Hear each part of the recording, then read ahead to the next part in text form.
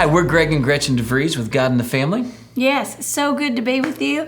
We're excited. Our November series is called Bringing It Home, and we're doing an acronym on home, and we've talked about honor, we've talked about obedience, and this week we're talking about maintenance, maintaining things at your home, maintaining all the different aspects of life that is inside of your home, maintaining even your honor and even your obedience, and make sure things are working right. So let me read a scripture to you out of Titus chapter 3, verse 8. This is a faithful saying, and these things I want you to affirm constantly. We talked about being constant and consistent a little bit last week. And those who have believed in God should be careful to maintain good works. These things are good and profitable to men. So if I were to tell you something was profitable and it was something that could bring you a benefit, you would be very interested. You'd tell me more. Well, how do I get involved? What do I do? Maintenance is that. If you maintain your air conditioner, if you maintain your vehicle, the engine parts and the indicators there, if you maintain the possessions that you have, the things that you have, the monetary things, they're going to last longer. Exactly. They're going to serve you better, right? You mistreat them, you don't use them right, they're going to break down, they're not going to last, and sometimes you're going to throw them away. And I think, Gretchen, that happens in marriage, the same thing. I think a lot of things that we do outside of our life are kingdom principles. And this principle is to maintain. We need to maintain our relationship. Right. We need to work on it. There'll be times I say, Gretchen, how are you feeling? How are you thinking? Is there anything I've done lately that has disturbed you? Or even physically. Gretchen, notice that you're kind of limping, or you're kind of, something's hurting there. We need to go and take care of that. We need to maintain that carefully, he said. Right. We need to do it fully with care. And so that's what we want to talk about, is just for a moment here of maintaining good works. He who began a good work in you is faithful to complete it. If you don't maintain it, it might end up in divorce. It's true. It might end up in... Right. Well, I was thinking about a building. It's so weird that you'll drive by and you see homes and houses that no one's living in, and you think it wouldn't get as much wear and tear, but it actually looks worse. When something is not used, it's not maintained, it deteriorates. Yeah, it deteriorates and eventually becomes condemned, shut down. You can't use it anymore. It's unusable. So just simply, we could get running and going on this stuff, and we try to keep these tight and right, if you would, but I think that's our culture today. I think because we're so busy, we have so many ball games, we have so many hobbies and so many events and so many things on television and on the movie theaters and so many things going on, is that we don't maintain the home, and the home is deteriorating.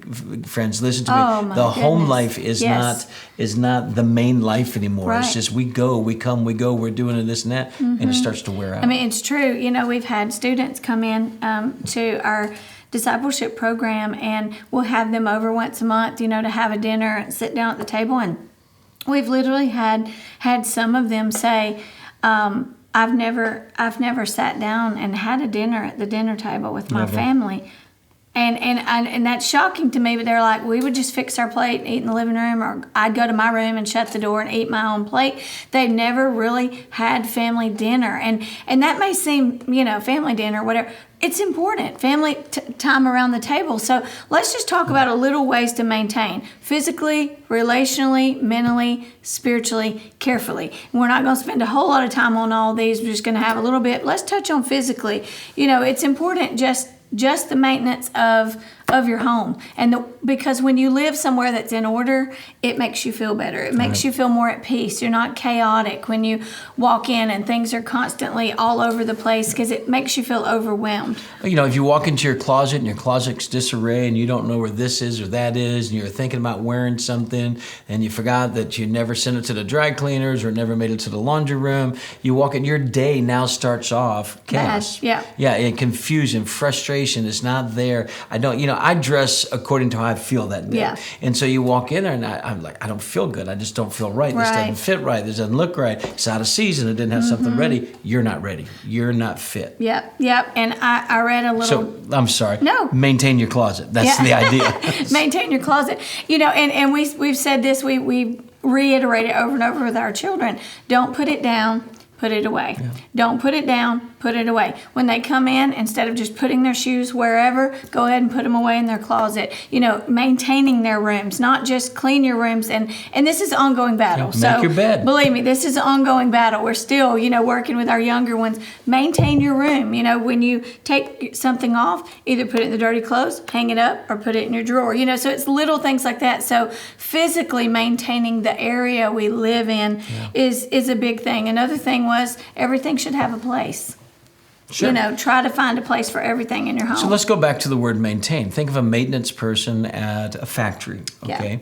You let it run sometimes, but if you don't come by, even in good times, and maintain, they're going to fall apart eventually. Right. Sometimes you can cut something off. So when she said it's an ongoing battle, it's not. I don't know if battle is the best word of war there, but it's an ongoing responsibility that we get in, and we're like, hey, I noticed the last couple of days you've kind of fallen behind. You haven't picked up your shoes from here. You haven't done that. Let's keep this going, keep it moving. That's getting in and tweaking the gauges. That's getting in and working on the gears and maintaining. That's getting a little bit of oil put in there. So, family devotions. We have to maintain those and make sure family dinners. So one of the best ways, just last night, I got home late.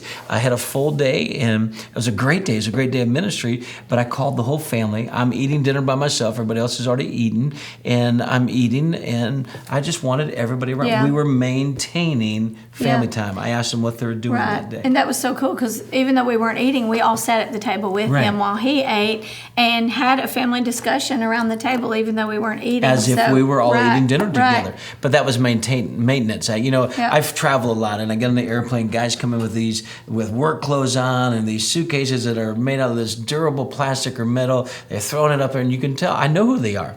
They are going to a factory, they're going to a work site, and they are troubleshooters. They're maintenance guys who are going to come in and fix what the operators can't do. Right. And they've got to get in there and work on, they got a period of time, but they come in at weird hours. They work late at night. They work at different times. They're traveling. And sometimes you have to stop to maintain something and just say, Gretchen, can we stop and talk right now? Hey, children, can you come in and have a little moment with me? Hey, come to my room. They're like, oh my goodness, what am I coming to the room for? I just want to talk. I just want to see where you are. I want to maintain, make sure your heart's still good, your mind's still good, your spirit's still good, that your relationships are still good. How are things going with Sue and George, and how are things? That's maintenance. That's maintaining a good work. Right. And that goes right into the relationally, maintaining those relationships.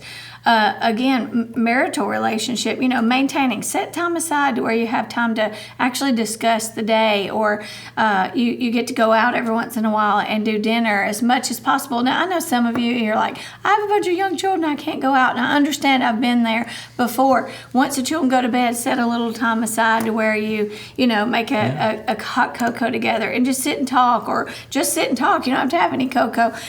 Just it's relational maintenance, relationship maintenance. We need that with our spouses. We need it with our children. But you know what? It just struck me. We also need it, I think, with our other family, with our parents. Like you said, he mentioned last week he was on the phone with his mom just today. It's important checking in with other relatives. Text my dad. So it's important just to maintain those relationships, because the busier we get, the further apart it gets when you see each other and how busy. So it is important. So the point in case is when we don't, and I'm not good in every aspect of maintaining relationships. There's family relationships, there's extended family relationships, there's ministry relationships, there's extended ministry relationships. There's a lot of things. There's business relationships. But I notice that if it's not tended to, it's not as healthy the next time you come around to it. It's not as fluid when you come around with it. So doing maintenance, you're putting in the right fluids, you're checking the gauges, you're making sure everything is there. Now listen, all maintenance, almost any maintenance is not glorious. It just isn't. It's just routine. It's routine, but it's responsibility. Yeah. And so to be, and responsibility ties with honor, which ties in with obedience, to take care of to be a good steward of what you've been given. So in your home, you have to invest into those things. And if you're not investing, eventually, why are we drifting apart from one another? Why are they not obeying me like they used to? You have to maintain that obedience. How do you do that? So a child is obedient. They do something. They do it without being told, or they do it right when they're told. reward them. Yeah. That Praise is them. putting some grease on the chain there. That's oil. making Yeah, something go and making it last longer. Do something. But all maintenance is not recreational. Okay? Sometimes No. it's work. Sometimes it's really work. You got to get down and talk about the nitty gritty things. Yeah, it's Sometimes you true. even got to get a chance to push certain buttons to see how it's going to operate. It's true. See if it's going to work. Yeah, yeah. And you know, it's one of the things that I always like, I don't really want to go put in my car in the shop and get my tires rotated and balanced. I don't really want to go sit in my car while they change my oil, although that's very convenient and I'm glad they can do it. But you know, it just takes time out of your schedule. You're like, I've been meaning to do this, but if you don't, your engine's gonna blow up. Yeah. You know, Something's gonna go wrong. Your tire's gonna blow out, Yeah. and then you're gonna have a big issue. Then you're not sitting in the shop, you're sitting on the side of the road, Yeah. or you're sitting at home with nowhere to go and wondering how to do that. And no vehicle for a while. Yeah. You know, so Yeah. it may be inconvenient. It may take some time out of your schedule, some Yeah. effort, but maintenance is very important, whether it be on a home or on a car, Yeah. like you said. You know, maybe just talk about spiritually just a Well, yeah, minute, just a little 'cause bit that's spiritually. very Okay. important. Yeah, just to maintain that. One, we check each other spiritually. Yeah. Okay.